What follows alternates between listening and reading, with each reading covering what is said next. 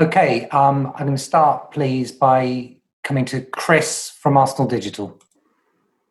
Mikel, before we talk about Sunday's game, can I get your reaction to Liverpool winning the title and your thoughts on what sets them apart from the rest of the Premier League? Well, I think they've come so far as a club, and as a team in the last few seasons. I think they've set a very clear club culture that they have been able to transmit to the supporters and generate belief. I think they have a very clear philosophy, the way they want to play, the way they approach every single game. And then they've done some really good recruitment, starting from the staff and the coach and all the players that they signed, that they are specifically for the way they want to play. So congratulations to them. Do you see them as something of an inspiration for what you'd like to achieve? Well, yes, because they were in a very different position 4 years ago, and they made a lot of right decisions, some very difficult decisions, so unpopular decisions, but the right decision for them. And they've been very consistent with their messages, very clear messages from top to bottom, and ruthless mentality to go every game with the same spirit and mentality to win the game. The FA Cup is your chance for silverware. What would it do for this group of players to get their hands on a trophy this season? Yeah, we are very excited. It's a competition that is very linked to this football club that has won it more times than anybody else in this country. And the players are excited, obviously, having the chance to go to Wembley again, even if it's empty. It's such a special occasion, so we'll try hard. We're going to face a difficult opponent for sure, but the boys are excited about it. Do you remember what it did for you and the team in 2014, how much it galvanised you? Yes, because it was, I think, 10 years before they won anything else under Arsene. And we could see that was the year we could have the opportunity to win it. And we all went all for it. But we had belief, and we wanted to go it and create something special again. And I think that was the platform to build again what we did after in the next few years. The last one from me is just on Sheffield United. They got a draw at the Emirates in January. What catches your eye when you watch them play? The clarity of the idea of how they play and how they approach football games. Very clear plans, very clear things, very clear patterns and roles, and a manager that has transmitted to the players exactly how they want to play. They did it last year really, really well, and this season as well. Look where they are. We can go to Gary Cottrell next, please. Oh, hello there. I'm here. Good to see you. Hello.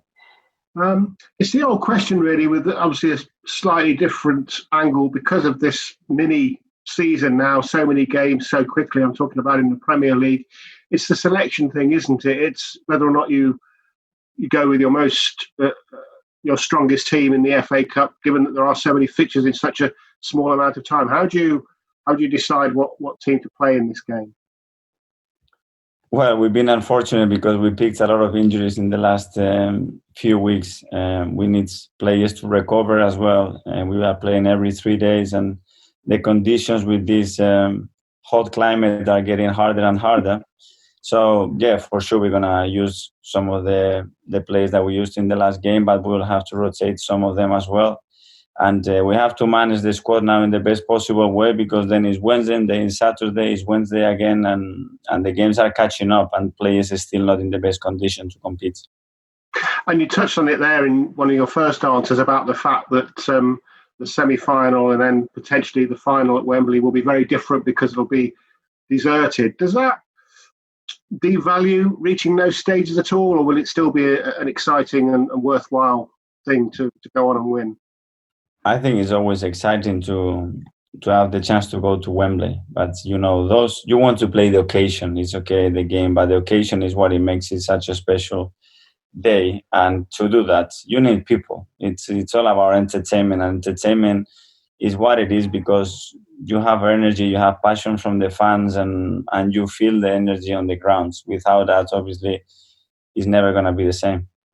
And of course, you know as well as anybody about Arsenal and its FA Cup pedigree. It's got a real FA Cup love and history, hasn't it, the club? Absolutely, and what we did in recent years is pretty remarkable and difficult to achieve because it's a lot of games and a lot of tricky situations that you have to go through. But game management is a really important thing in these ties, and we need to know how to play the 90 minutes, the extra time, sometimes the penalties, and it's a mind game as well. This competition. Thanks, Mikel. Thank you. Ian at Talksport. Hi, Mikel. How are you? Hi.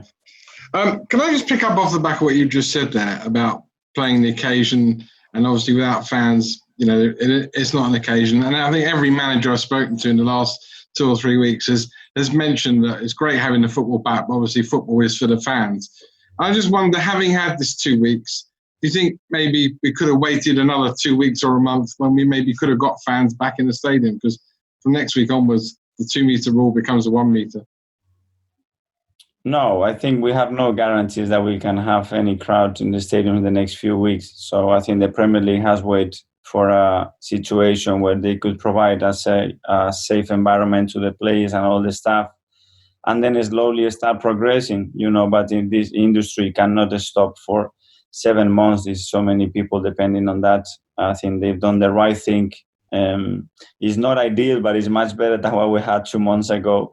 So we have to adapt to it, and the world is changing, and we cannot be any different. We have to adapt, but we know that it's all about the people. It's all about the atmosphere that is created in the stadium, and that energy that a football game needs. Without supporters, it's never going to be the same.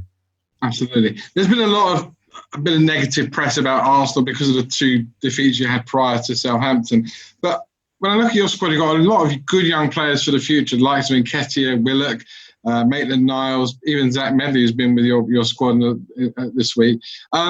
Going forward, it's not all doom and gloom, is it? I mean, Arsenal is a club still progressing in the right way.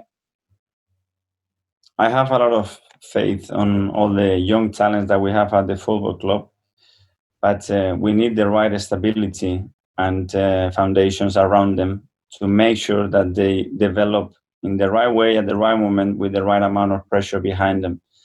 And in order to do that, it's a process. And if you want to speed up that process, you risk to burn them, and to burn all the process. And we cannot do that.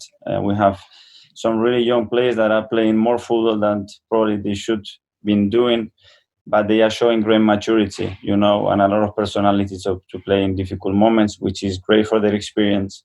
But as well, we need the other players to support them as well the right way, and that's why we are trying to achieve this balance to be very competitive, but as well excited about the future ahead of us. And finally, it's sort of 2 barrel. Firstly, if you could let us know the team news and if Kieran Tierney's fit after coming off against Southampton. But also, I can't think of too many players who've won the FA Cup as a player and manager with the same team. I remember interviewing on the pitch at Wembley after 2014. Mm-hmm. So you could go into quite a unique or certainly a small bracket of managers. Yeah, I will try to transmit them how beautiful it is. A lot of them, they haven't experienced what Wembley means. And I have to try to convince them that it's worth the effort to go again after 3 days. And the effort that they put in at Southampton. And I'm sure they are very willing to do that. The rewards are really, really nice. And let's try to go again and try it. And team news? No news. No news, okay. Thank you. Thank you. Mark from the Press Association.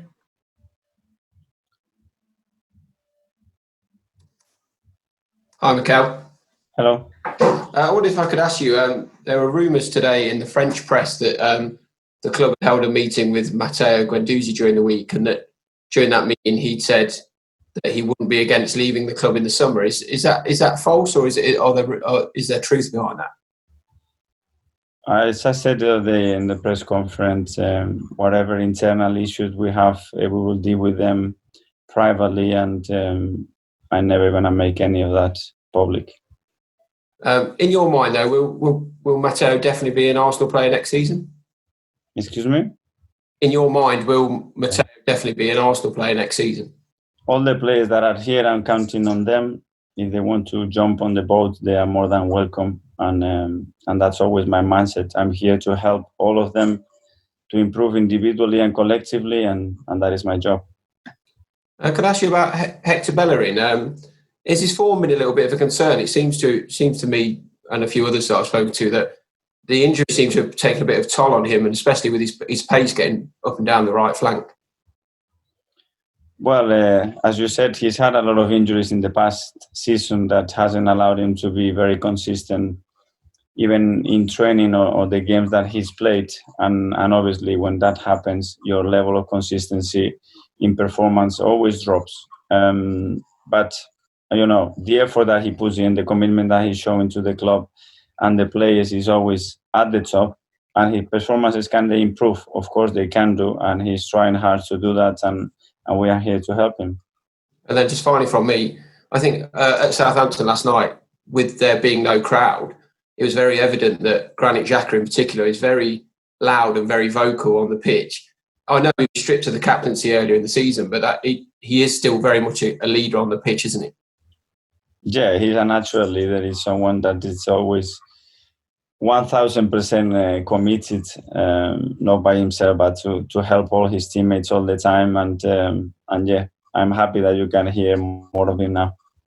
Is there a chance in the future he might wear that armband again under you?